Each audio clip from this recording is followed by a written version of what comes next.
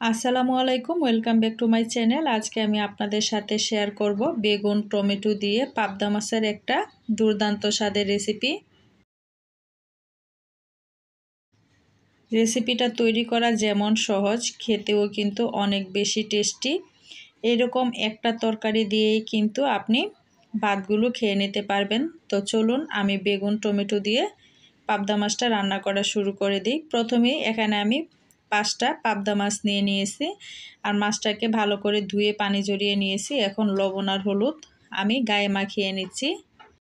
পাবদা মাছের গায়ে খুব ভালো করে লবণ হলুদটা মাখিয়ে নিয়েছি। এখন চলে যাচ্ছি বাজার জন্য। প্রথমে চুলায় একটা প্যান বসিয়ে দিয়ে প্যানটাকে গরম করে নিয়েছি। তারপরে ভাজার জন্য দিয়ে দিয়েছি পরিমাণ মতো রান্নার তেল। তেলটাকে আবারও ভালো করে গরম করে নিচ্ছি। তেলটা গরম হয়ে যাওয়ার পর দিয়ে দিচ্ছি 2 পিস পাবদা মাছ। আর পাবদা মাছটা ভাজার সময় একটু সাবধানে ভাজতে হবে, কারণ এই মাছটা কিন্তু তেল ছিটে এসে গায়ে লাগার সম্ভাবনা থাকে। এক পাশ ভাজা হয়ে যাওয়ার পর আমি উল্টিয়ে আরেক পাশ ভেজে নিচ্ছি। তো মাছটা ভাজা হয়ে গিয়েছে, এখন আমি বাকি মাছগুলো সেমভাবেই ভেজে নিব।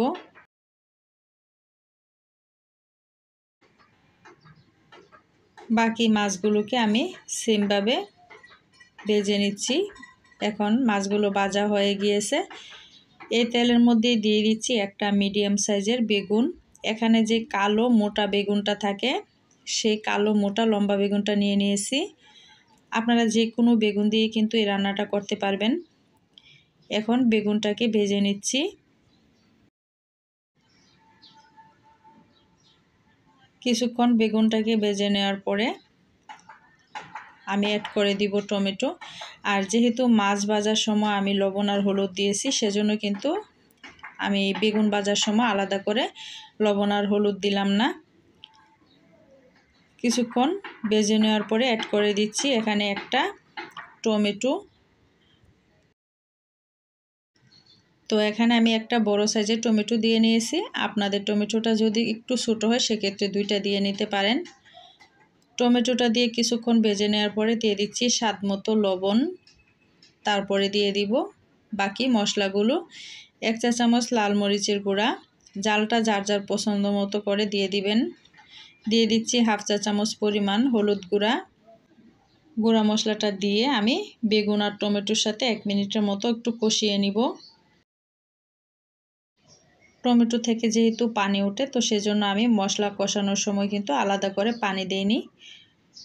টমেটো আর মশলাটাকে ভালো করে কষিয়ে দিয়ে দিয়েছি 1.5 কাপ পরিমাণ পানি। আর পানিটা দিয়ে সাথে সাথেই মাছগুলো দিয়ে নিয়েছি। দিয়ে এখন একটু আমি 10 মিনিটের মতো চুলার আঁচটা হাই হিটে রেখে রান্নাটা করে নিব। খুবই কম মশলায় এই রান্নাটা হয় আর খুবই দ্রুত হয়। রান্নাটা কিন্তু প্রায় হয়ে এসেছে। এখন নামানোর আগে কিছু ধনেপাতা কুচি অ্যাড করে দিব। এই রান্নায় অবশ্যই ধনেপাতা কুচিটা দিয়ে নেবেন। ধনেপাতা কুচিটা দিয়ে চুলার আঁচটা লো আঁচে করে আমি আরও 2 মিনিট চুলার উপরে রেখে দিব। তারপরে নামিয়ে সার্ভ করে নিব।